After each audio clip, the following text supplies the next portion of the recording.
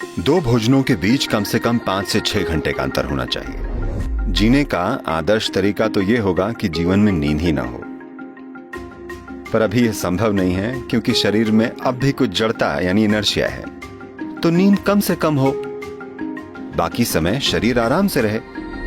गुनगुने पानी में थोड़ा सा शहद मिलाकर पिएं। ऐसा रोज करें और आप पाएंगे धीरे धीरे खून में आरबीसी बढ़ जाएंगे।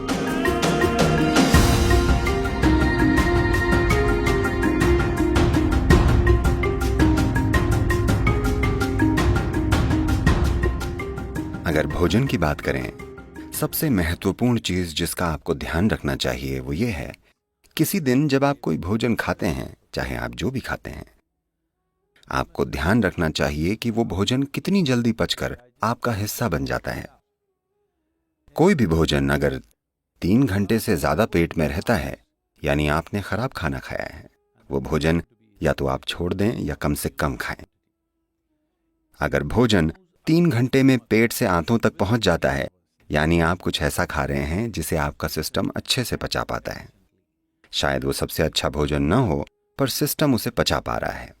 और दो भोजनों के बीच अगर आप 5 से 6 घंटों की दूरी बनाए रखते हैं और बीच में अगर कुछ भी ना खाया जाए, तो आप पाएंगे कि कोशिकाओं या सेल्स के स्तर पर सिस्टम में सफाई होगी। सेलुलर स्तर की यह सफाई स्वस्थ जीवन के लिए सबसे जरूरी और सबसे ज्यादा महत्वपूर्ण है।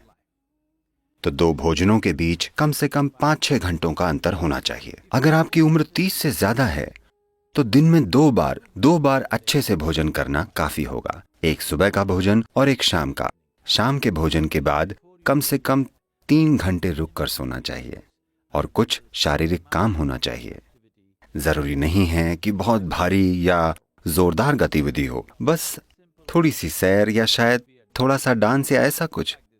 अपने लिए कुछ ऐसा करें ताकि शाम के भोजन के बाद कम से कम 20 से 30 मिनट कुछ शारीरिक काम हो। ऐसा करने से आपका सिस्टम काफी स्वस्थ होगा।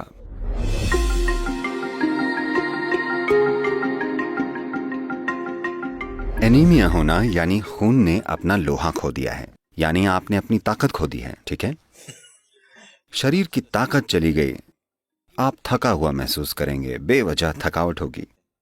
क्योंकि जब लोहा कम हो जाता है तब खून का ऑक्सीजन शरीर में अच्छे से नहीं पहुंचता, यानी आपका शरीर, आपका हृदय, आपका दिमाग सब कुछ ज्यादा काम नहीं कर पाएंगे क्योंकि आपके पास ऑक्सीजन कम है। तो खून में ऑक्सीजन की मात्रा को बढ़ाना एक जरूरी चीज है, क्योंकि शरीर की सेहत, उसका खुद को आसानी से जीवंत करना, इसके लिए खून में ज्यादा ऑक्सीजन होनी चाहिए और यह क्षमता कम हो जाएगी। खासकर महिलाओं को ध्यान रखना चाहिए। उनके शरीर की प्रक्रिया के कारण उनमें हीमोग्लोबिन की कमी हो सकती है, जिससे खून में ज्यादा ऑक्सीजन नहीं समा पाएगा और बेवजह वो थक जाएंगी।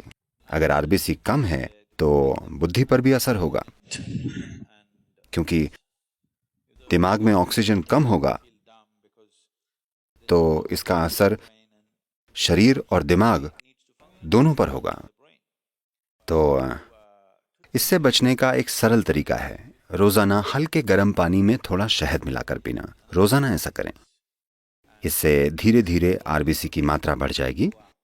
खून में ज्यादा ऑक्सीजन होगा तो अचानक ज्यादा ऊर्जा महसूस होगी, अचानक सब सक्रिय हो जाएगा, शरीर का कायाकल्प होगा, मृत कोशिकाओं की जगह नई कोशिकाएं पैदा होंगी। जो जड़ता आप अपने शरीर में और अपने मन में महसूस करते हैं वो बहुत कम होने लगेगी।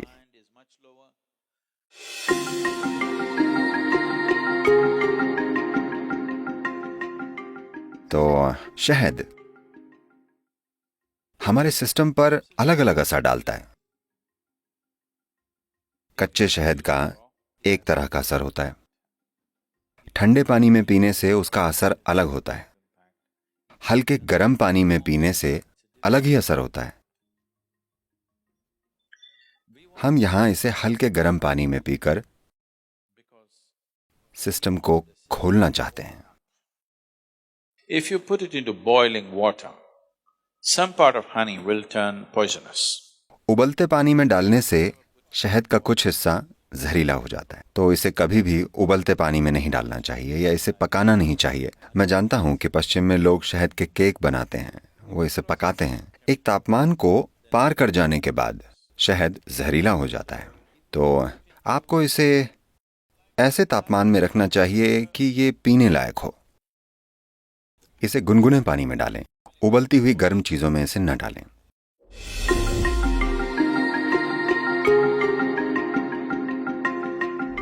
देखिए, नींद अपने आप में जीवन की जरूरत नहीं है। शरीर को नींद नहीं, आराम चाहिए। नींद आराम का बस एक रूप है। कई लोग ऐसा सोचने लगे हैं, तमिलनाडु में अगर कोई कहे ரெஸ்ட் பண்ணிக்கிறாங்க, यानी वे सो रहे हैं। जरूरी नहीं है, बैठकर भी आराम हो सकता है ना? हाँ, खड़े होकर भी आराम हो सकता है। दौड़ते दौड़ते खड़े हो जाने पर भी आराम मिलता है। आप खड़े थे, अगर आप बैठ जाएं तब भी आराम मिलता है। आराम करने के कई तरीके हैं। सबसे जरूरी बात यह है कि आराम यानी आप ऊर्जा का इक्वेशन बदल रहे हैं, यानी ऊर्जा का खर्च कम हो रहा है पर इसकी पैदावार उसी तेजी से हो रही है। तो कुछ समय बाद ताजगी महसूस होती है क्योंकि ऊर्जा कम खर्च हो रही है। मूल रूप से आप ऊर्जा को मैनेज कर रहे हैं। काम करते समय ऊर्जा ज्यादा खर्च होती है, पैदावार जितनी भी हो, पर वो काफी नहीं होती। कुछ समय में आप थक जाएंगे क्योंकि भारी खपत हुई है। खर्चा कम करके पैदावार बढ़ाई जाए तो कुछ समय में ज्यादा ऊर्जा महसूस होती है। सबसे बेहतरीन तरीका तो यह होगा कि जीवन में नींद ही ना हो, पर अभी यह संभव नहीं है क्योंकि शरीर में कुछ जड़ता है। तो कम से कम नींद ठीक है, बाकी समय शरीर को आराम है। अगर शरीर आराम से रहे तो नींद तब तक नहीं आती जब तक शरीर एक तरह से थक न जाए। तो शरीर कभी भी नींद नहीं मांगता, पर आराम जरूर मांगता है।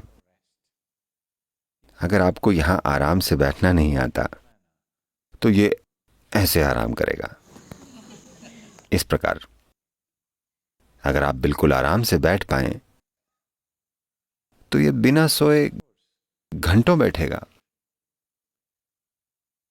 वरना शरीर को सिर्फ नींद में ही आराम मिलेगा।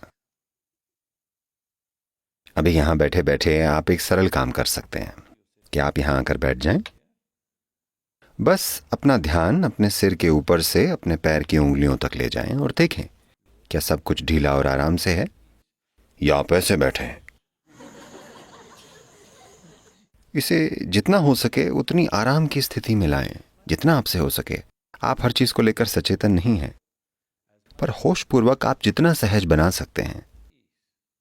आप अचानक देखेंगे कि अगर आप 10 बजे सोते हैं और आप बस 1 घंटे यहां आराम से बैठते हैं तो आपकी नींद आधे घंटे आगे बढ़ जाएगी।